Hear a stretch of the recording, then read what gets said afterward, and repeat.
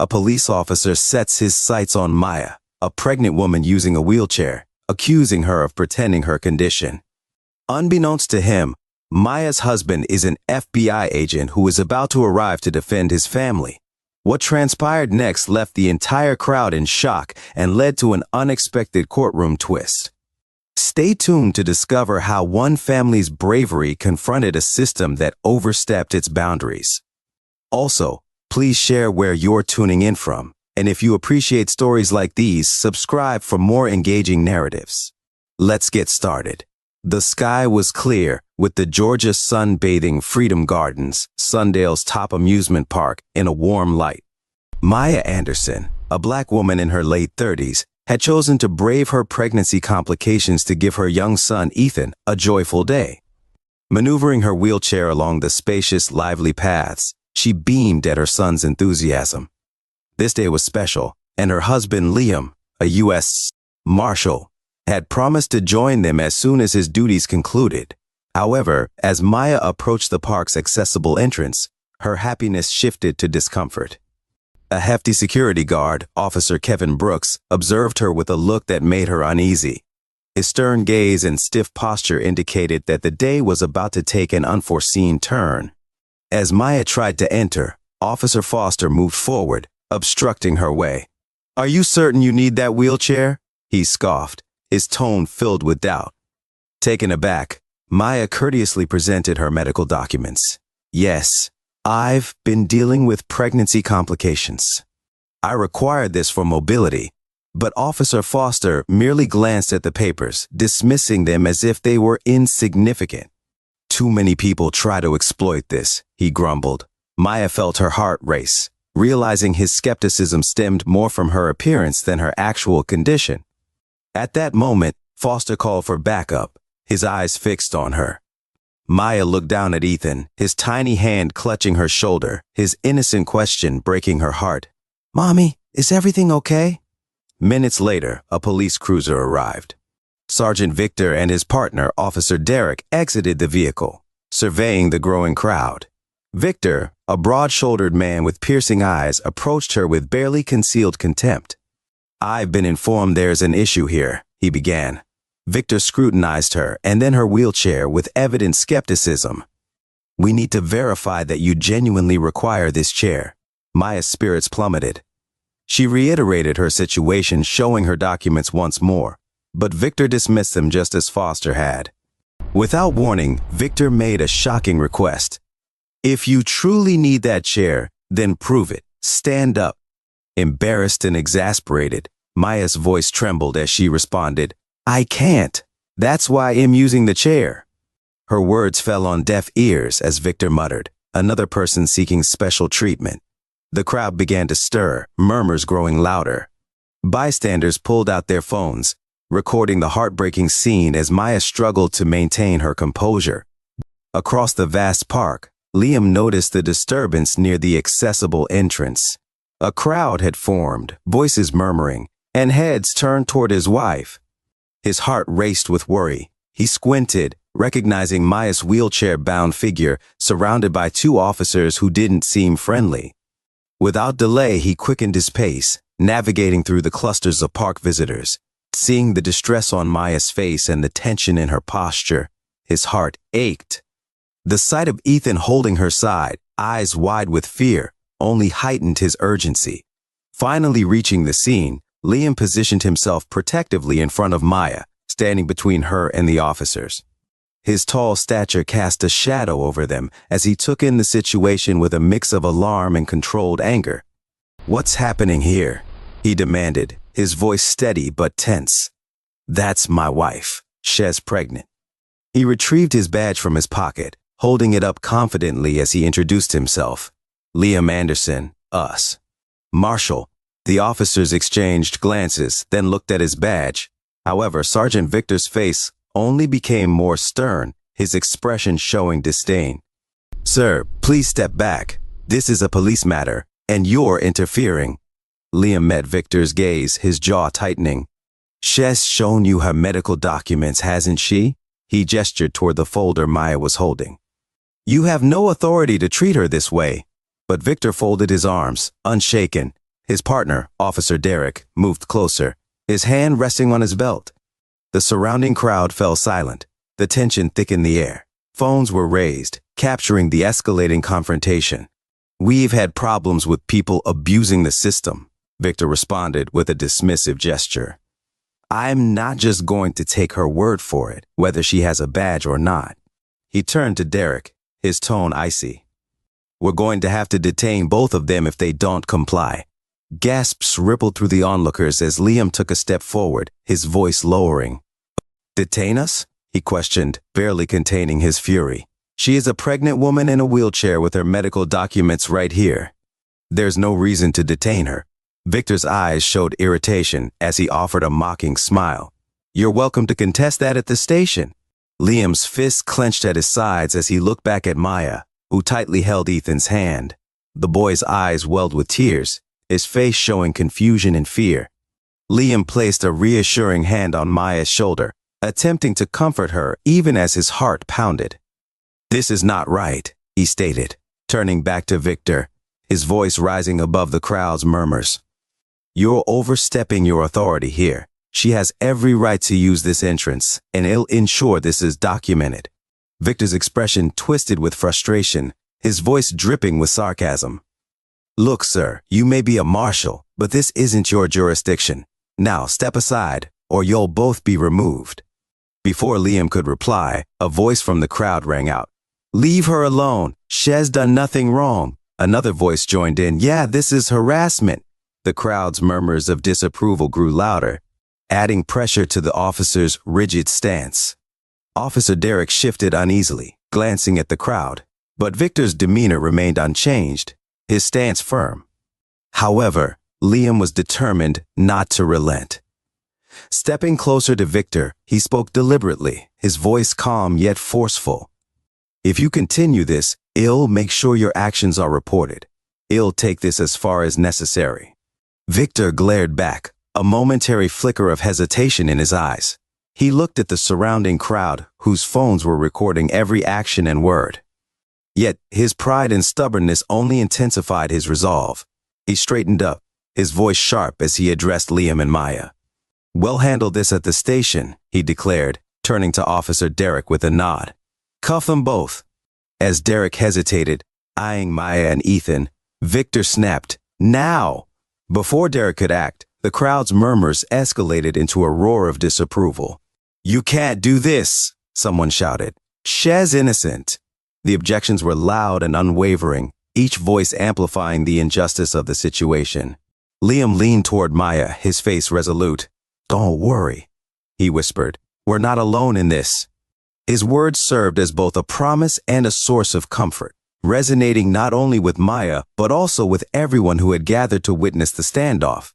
Victor's hand hovered near his belt, but the growing tension from the crowd and Liam's determined gaze forced him to hesitate. The crowd surrounding Maya, Liam, and the officers had expanded, murmurs turning into shouts as anger built up. Someone in the back yelled, "Leave her alone," while another exclaimed, "She hasn't done anything wrong." The tension in the air was palpable, with onlookers flushed with outrageousness live streaming the scene, others standing firm with their phones raised.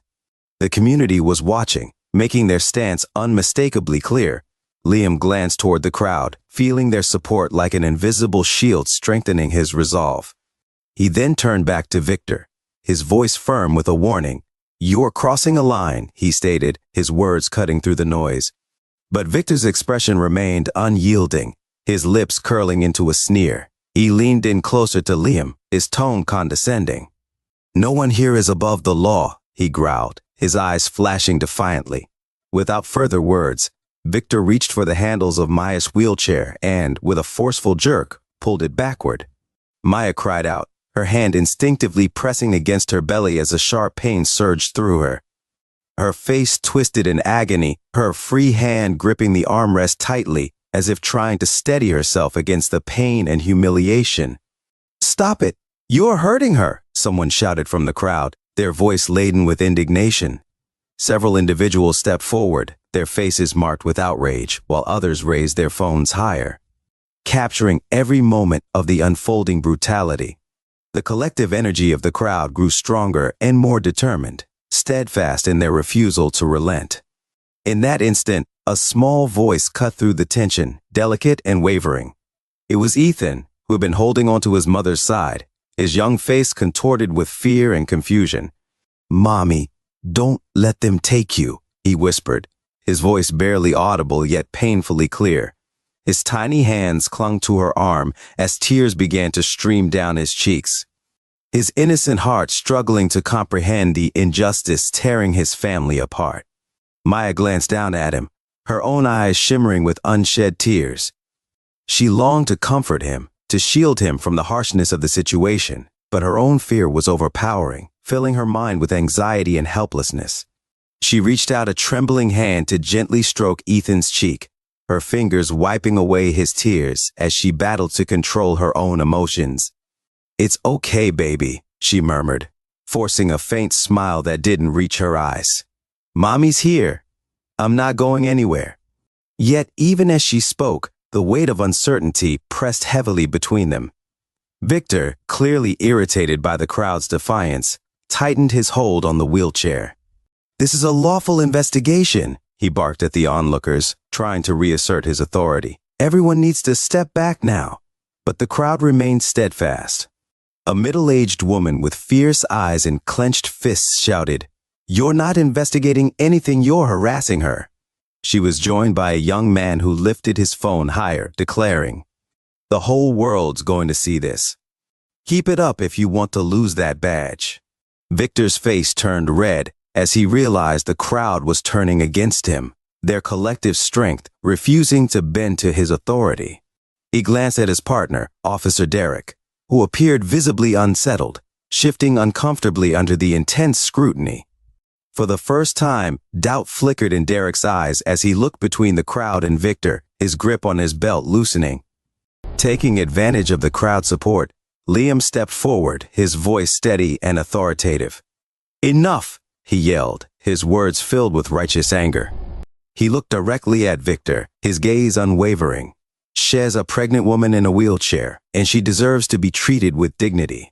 Every second you spend harassing her is a violation. If you don't let her go now, you'll be the one answering to the law." Victor's jaw tightened, but Liam's words, reinforced by the growing power of the crowd, left him shaken. The officer was losing control, his authority slipping away. Still, he struggled to maintain his composure, his pride too wounded to give in. He opened his mouth to respond, but before he could say anything, Ethan's voice quivered again, this time louder and more desperate. "Daddy, don't let them take Mommy." His tiny hands were clenched into fists, gripping his mother's arm, as if his hold alone could protect her from the officers towering over them. The crowd gasped, several people wiping away tears as they watched the boy's heart-wrenching plea. The scene was unbearably heavy, the innocence of a child confronting a force he couldn't understand or fight. Ethan's voice broke through the last of the crowd's patience, leading them to chant in unison, their voices rising to a powerful crescendo. "Let her go! Let her go!" Victor and Derek glanced around, their faces tense with frustration and embarrassment, caught between the will of the crowd and their own stubborn pride. But the chant only intensified, filling the air like a rallying cry, a demand for justice that could no longer be ignored. As the officers faltered, their authority dissolving under the weight of public outrage, the tension reached its breaking point. Liam, standing tall and resolute beside his family, knew this moment was far from over. However, he also understood that they were no longer alone. Feeling his patience wear thin, Liam raised his badge high, his voice cutting through the crowd's noise like a knife. "I am a US Marshal, and you are violating my family's rights." His words resonated deeply, their gravity reflected in the sudden hush that settled over the crowd. Eyes widened as onlookers watched, holding their breath, hoping for a shift in the balance of power. For a brief moment, it seemed the statement might have made the officers reconsider, but Victor's face only darkened, his pride fueling his fury. "I don't care who you are," he spat, his voice filled with venom. "You're obstructing police work, and that badge won't save you." Liam felt his fists clench, every part of him resisting the urge to respond with the same intensity. He knew how fragile the situation had become and that any wrong move could turn the tide against them. But he couldn't stand by while his wife and son were treated this way. Suddenly, the sound of distant sirens cut through the tension, their high-pitched wails piercing the air and adding a new layer of urgency. As the flashing lights approached, the crowd parted and 2 more police cars arrived, their doors swinging open as officers filed out. A tall, imposing figure stepped out from one of the cars. His uniform displayed the insignia of a senior officer, and his sharp gaze scanned the scene with a mix of scrutiny and irritation. He was Lieutenant Elena, a seasoned officer known for his no-nonsense leadership. Elena's eyes narrowed as he took in the sight of Maya, visibly distressed in her wheelchair, and Liam standing firmly by her side. Surrounded by the swelling crowd, his brow furrowed as he turned to Victor, suspicion tightening his jaw. "What's the situation here, Victor?" His tone was authoritative yet measured, demanding honesty. Victor's confidence wavered, but he quickly masked it, straightening his posture. "We have a situation with non-compliance, Lieutenant," he replied, nodding towards Liam and Maya. "This man," he gestured at Liam with thinly veiled disdain, "is interfering with our duty. And she," he pointed accusingly at Maya, "has been unable to provide adequate proof for using the accessible entrance." Elena's gaze sharpened as he focused entirely on Maya. Her hands gripped the wheelchair's armrests, her face strained as she struggled to remain composed, while Ethan held onto her side, his eyes wide with confusion and fear. Elena's stern expression softened momentarily at the sight of her vulnerability before hardening again as he absorbed Victor's words. "Are you telling me," Elena began slowly, his tone icy, "that you're detaining a pregnant woman in a wheelchair because you didn't believe her documentation?" Victor's face reddened, but his pride refused to let him back down. "Lieutenant, we have to make sure the right people are using these facilities," he replied defensively. "We've had too many people trying to game the system." "That's enough, Sergeant," Elena interrupted, his voice hardening as he turned fully to Victor. His eyes were like steel. "I don't see any evidence of non-compliance here. Only a family trying to enjoy their day." He nodded toward Maya and Liam, emphasizing their innocence. "And I don't see any justification for the aggressive handling of a woman in a wheelchair."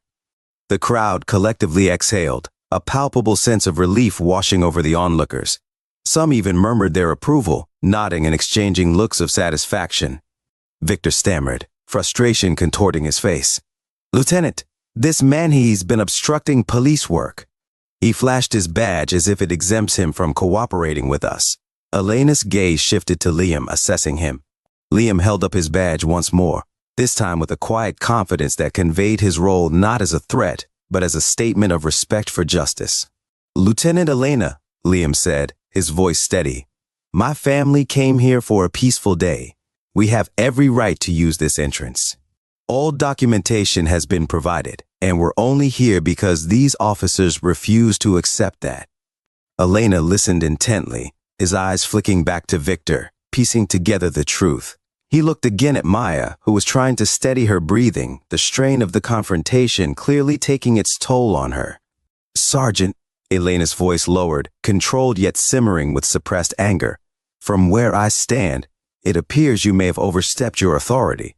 And you've created an unnecessary situation that could have been avoided with an ounce of discretion." The crowd's murmur grew louder, emboldened by Elena's words. Some even began clapping, a few voices in the back calling out, "Justice!" and "About time!" Victor's face reddened, his lips tightening as he looked around, visibly feeling the weight of the crowd's judgment. He shot a glance at Officer Derek, who looked away, clearly uncomfortable with the direction things had taken. Elena gave Victor a cold look. "Stand down, Sergeant, now." Victor's expression darkened with humiliation, but Elena's firm gaze left no room for argument. He took a step back, his jaw clenched tightly as he muttered under his breath, "This isn't over." Elena turned to Liam and Maya, his gaze respectful but tinged with apology. "I'm sorry for the trouble," he said, his voice carrying a sincerity that momentarily soothed the sting of the experience. "You're free to go." Liam nodded, his arm protectively around Maya, a quiet strength in his gaze as he watched Victor retreat, defeated yet seething. But he knew that for his family, this wasn't just a single moment of vindication. This was a fight that had exposed a deeper issue, a system that needed more accountability and understanding. And he wasn't ready to let that go. As Elena motioned for the other officers to disperse, the crowd erupted in applause, their voices rising in support and solidarity. Some people approached, offering words of encouragement, while others recorded the final moments, capturing this small yet powerful stand for justice. Liam looked down at Maya, his hand tightening around hers. "Let's get out of here," he whispered, a hint of a smile breaking through the tension. She nodded, exhaustion visible on her face but a sense of relief evident in her eyes. But as they turned to leave, they both knew the journey was far from over. This wasn't just about a confrontation in an amusement park. It was about standing up against a system that too often misused its power. And together, they were ready to take that stand, wherever it would lead. Lieutenant Elena's face was unreadable, his gaze sharp and unwavering as he focused on Victor. The crowd was silent, sensing a pivotal moment in the air. His voice, calm but icy, cut through the tension. "Sergeant, is it true that you put your hands on her?" Victor shifted uncomfortably, his posture tense and defensive. He clenched his jaw, clearly reluctant to answer. "She was resisting," he muttered, his voice barely audible, eyes refusing to meet Elena's piercing gaze. But even as he said it, the excuse sounded weak, hollow against the weight of the evidence surrounding Himaya in her wheelchair, visibly distressed, and the crowd watching his every move. Liam saw his chance. He took a step forward, his voice rising above the murmurs of the onlookers. "Lieutenant," he began, addressing Elena and the crowd as he gestured toward his wife. "My wife is a pregnant woman in a wheelchair, and she's in pain. This isn't law enforcement. This is harassment." His words resonated through the crowd, and a ripple of murmurs spread, some nodding, others clenching their jaws in shared indignation. Elena's jaw tightened, the implications settling heavily on his shoulders as he looked from Liam to Maya. He saw the truth, not only in the details but in the pained, exhausted expression on Maya's face and the protective stance of her husband. He understood that this was not just a confrontation, it was a humiliation, an abuse that demanded accountability. He turned back to Victor, a cold edge in his voice. "Victor, you're out of line. Stand down," he ordered, his gaze leaving no room for argument. The crowd broke into hushed whispers, the intensity in Elena's tone giving voice to their outrage. They watched as Victor, his face flushed and his pride visibly wounded, took a hesitant step back. His body rigid with frustration. His eyes burned with resentment as he glared at Liam, and then Elena, muttering under his breath, "This isn't over." But he knew he was defeated, forced by authority and scrutiny to release his grip on his misguided power. Lieutenant Elena turned to Liam and Maya, his expression softening as he addressed them, though the regret in his eyes was unmistakable. "We're sorry for this," he said, his voice sincere and laced with apology. "You're free to go." Liam nodded, feeling a surge of relief mixed with a quiet, simmering anger. He wrapped an arm around Maya's shoulder as she exhaled deeply, her body finally able to relax after the painful ordeal. Ethan reached up and clung to his mother's hand, his small face lighting up with relief as he watched the officers step back. As Victor moved away, defeated but still seething, the crowd erupted in cheers. People clapped. Some patted Liam on the back as he and Maya turned to leave. Others shouted words of support and encouragement. The victory felt real, tangible, a small but powerful moment of justice in the face of cruelty and abuse of power. People in the crowd began to approach, offering their support and expressing their admiration. One woman placed a gentle hand on Maya's shoulder, her eyes filled with empathy. "You're so strong. I'm so sorry you had to go through that." An older man with a weathered face and a steady voice turned to Liam. "We're with you, man. People like them have to be held accountable." Liam nodded, his heart swelling with gratitude for the strangers who had rallied behind them. He felt the strength of the community around him, a powerful, silent affirmation that they weren't alone in this fight. He looked down at Maya, who gave him a tired but resolute smile, and knew this moment wasn't just a fleeting victory, it was a call to action. As they walked through the dispersing crowd, whispers and conversations lingered in the air, people recounting the injustice they had witnessed and feeling the resolve to stand up against it. Before they could leave, a young man with a camera approached them. "I recorded the whole thing. You should take this to the media," he said, offering his footage as evidence. "People need to know what happened here." Liam glanced at the recording, a surge of determination rising within him. "Thank you," he replied, accepting the file. "We won't let this go." Together they made their way toward the exit, with Liam casting one final look back at Victor, who was now surrounded by his fellow officers, his face still red and furious.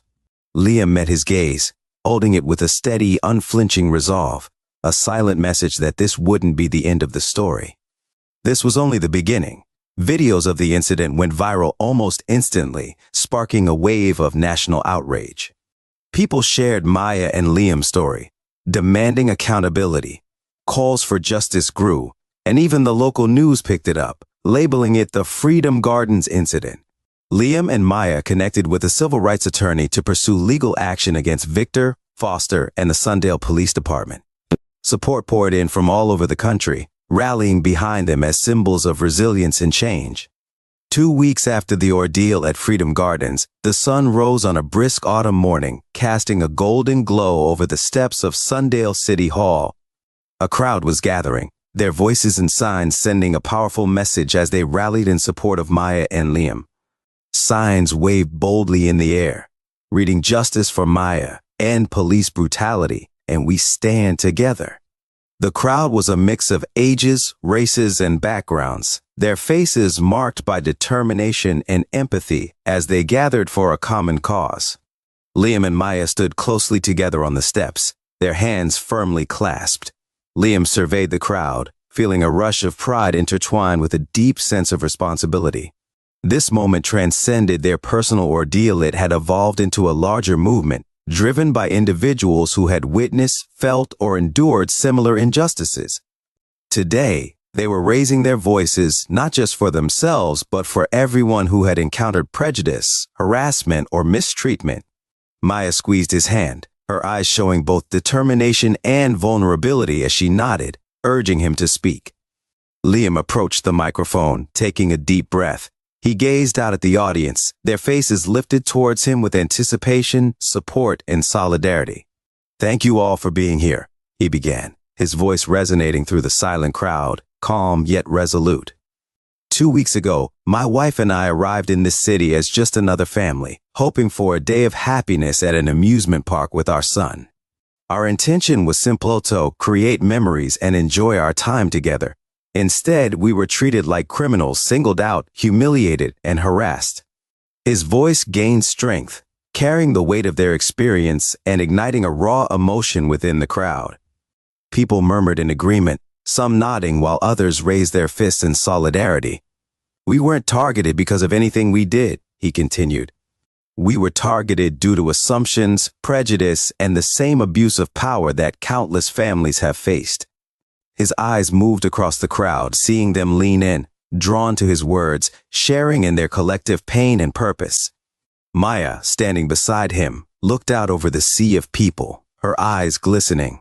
She had replayed that day in her mind countless times, but today, instead of fear, she felt a surge of strength and a sense of purpose that went beyond her own suffering. Liam proceeded, his voice steady yet passionate. "But this isn't solely about us. It's about ending the abuse of power and building a world where everyone, regardless of race, background, or circumstances, is treated with respect and dignity. We're here because we know this has happened to others too many times, in too many places." The crowd responded with cheers, their voices amplifying through the square. People raised their signs higher, chanting, "Justice, justice." A wave of unity pulsed through them, an energy that promised to endure. Liam took a deep breath, the collective strength of the crowd bolstering his resolve. "Today, we stand here to ensure that those meant to protect us Do so with integrity, compassion, and accountability. We're here to demand that this city, this country, can and must do better." Applause erupted, echoing against the walls of City Hall, filling the air with urgency and defiance.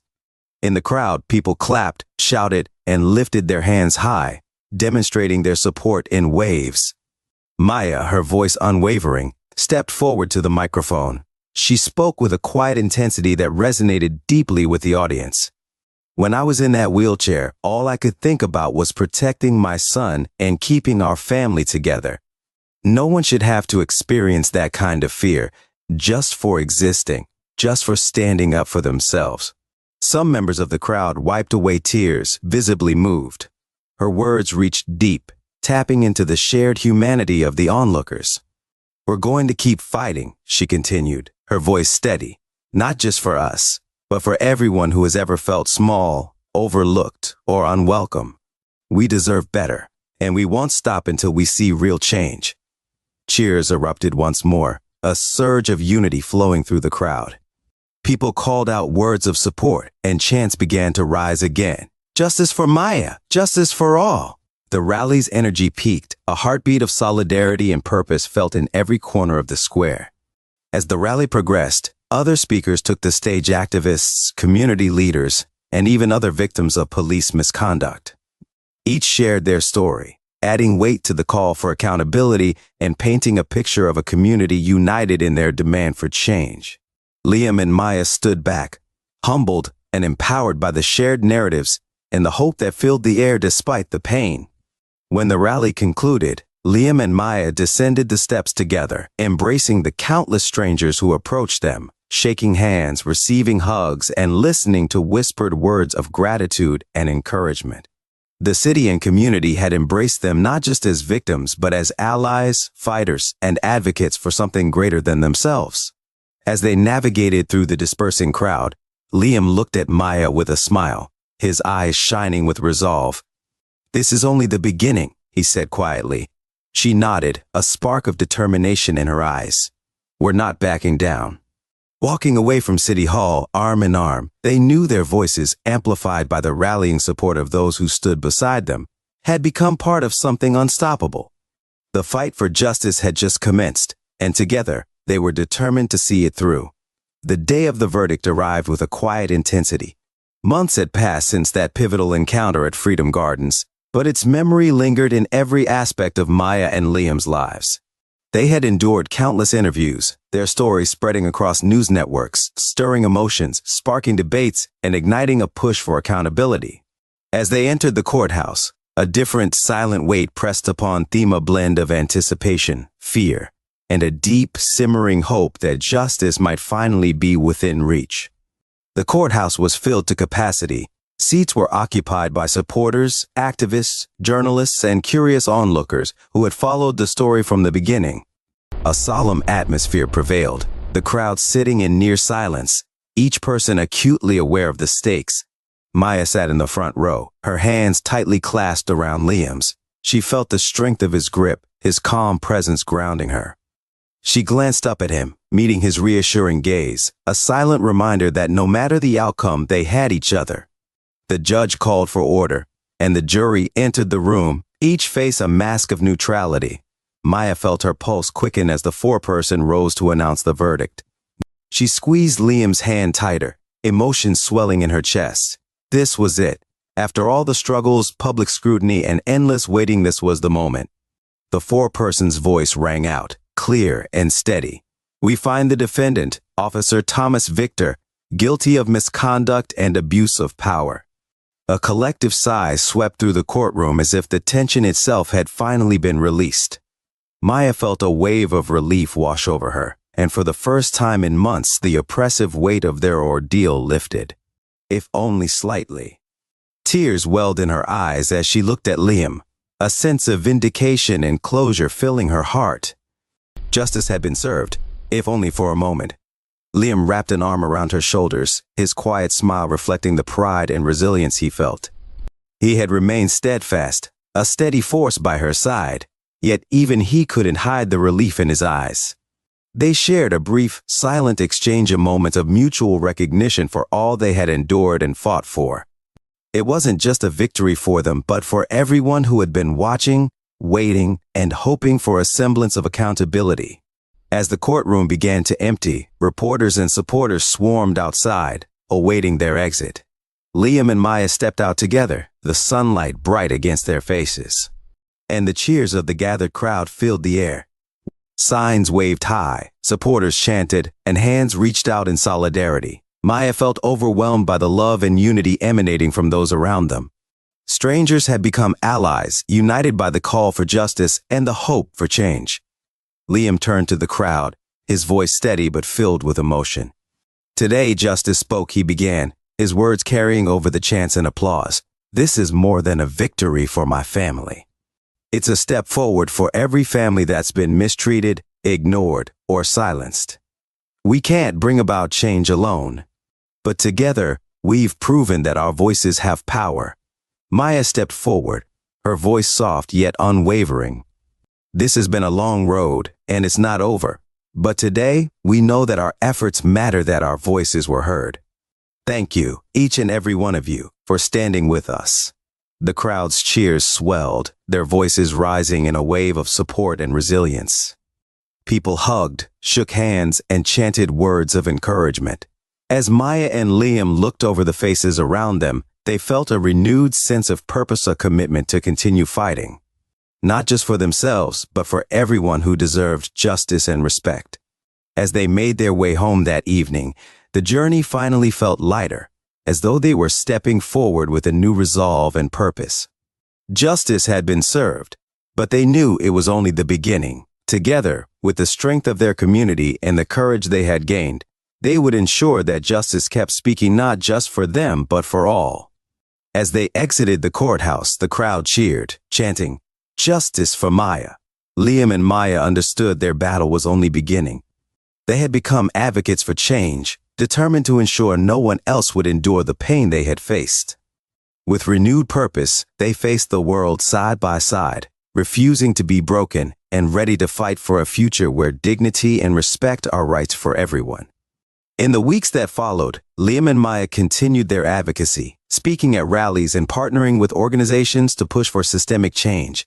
Their story inspired countless others, and as they looked to the future, they knew they had transformed their pain into a powerful force for justice. What do you think? Do you believe justice was fully served, or is there still work to be done? And if you were in Maya's or Liam's shoes, standing up against authority, facing fear and uncertainty, how would you have responded? Share your thoughts in the comments below. We'd love to hear how you'd handle a situation like this, and if you believe it's time for change and how power is used. Don't forget to subscribe for more stories that challenge us to think, feel, and make a difference.